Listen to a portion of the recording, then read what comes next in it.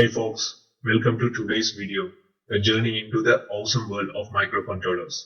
I'm Ghost, your guide for the day, and we are about to dive deep into the Atiny85 microcontroller. But don't worry, even if you are a total newbie, we are going to keep it simple as ABC for you. Meet our star. This is the Atiny85 microcontroller.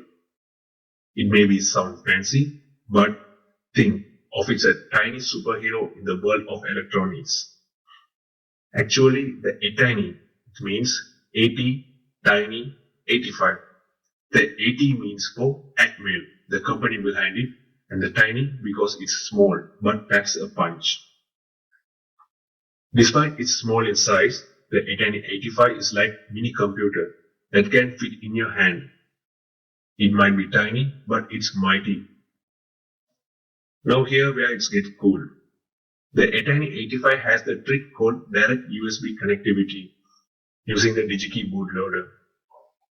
Now everyone's question is, what is this bootloader and why is bootloader?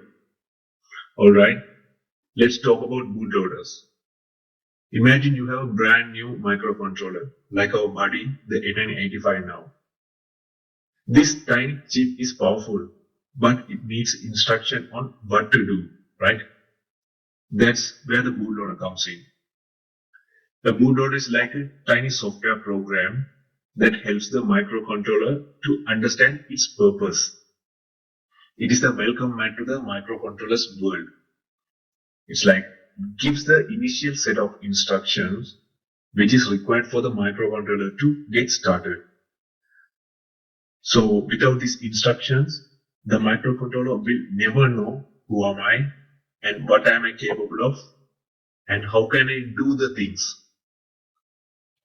Now that we know how crucial bootloaders are, let's talk about where this tiny piece of software stored within the microcontroller. Microcontrollers, including our Atiny85, have different memory spaces. Picture it like different rooms in a house. You can see in this picture, each room serves a specific purpose. One of these memory spaces is the flash memory. And this is like the brain of the microcontroller, storing the actual program or actual code that makes the device function. Now the bootloader isn't an exception. It's a smart house guest that finds its place in a flash memory. Think of it as a room dedicated for bootloaders within this microcontroller's building. The flash memory is a non-volatile. It means that it's retaining information even the power is off. So when you load your bootloader into the microcontroller, it takes permanent residence inside the flash memory. When you power up the microcontroller, it goes through an initialization process. As a part of this process, the bootloader residing inside the flash memory wakes up and prepares your microcontroller to do its job.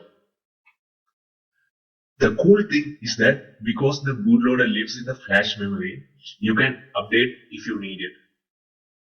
So it's like renovating a room inside the house without tearing down the old structure. For example, if you create the way more cool bootloader for your microcontroller, you can flash it in your old microcontroller. It's more like upgrading. Now enter the Digistump Bootloader. It's a superhero cape for your Atiny85. This special bootloader is like a magical key that unlocks the door to a whole new level of functionality of this microcontroller. The Digistump Bootloader is what enables the Atiny85 to connect directly to your computer using the USB. No need for extra components or adapters.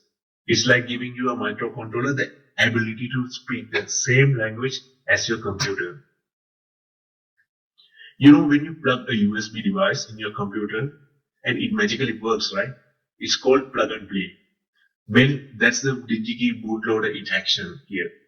It simplifies the process of connecting the microcontroller, making it as easy as plugging in a USB.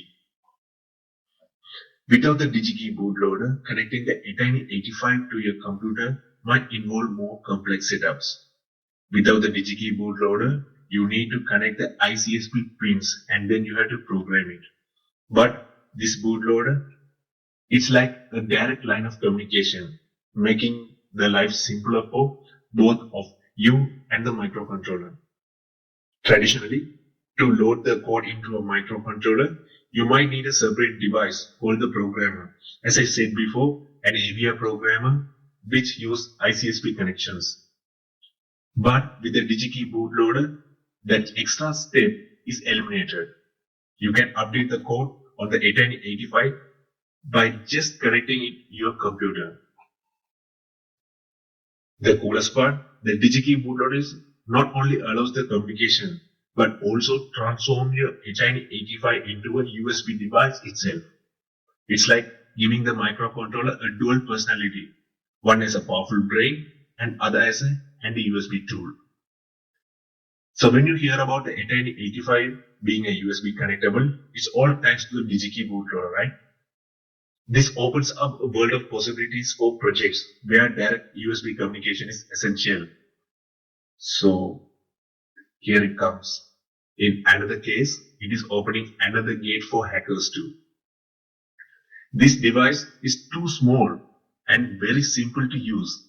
With that, it is very simple to utilize for cybercrimes also.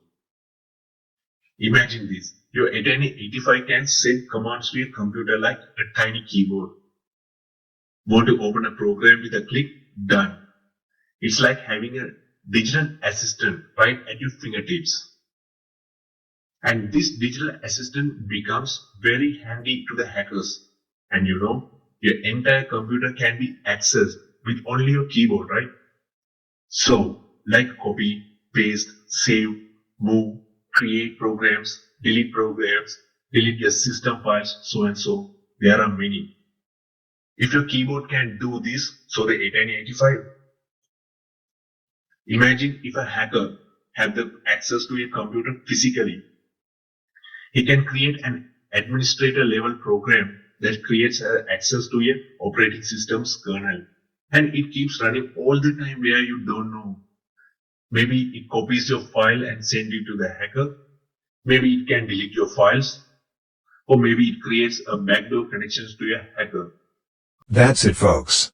That's the end for today.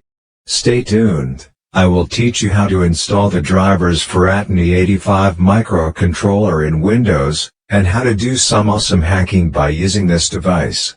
Please note that you will take your own risk. This video series is mainly made for education purpose only. Hope you all got some idea about this microcontroller. Without the basics, you can't further develop your knowledge. We will go one by one, for greater understandings. See ya, folks. Have a good day.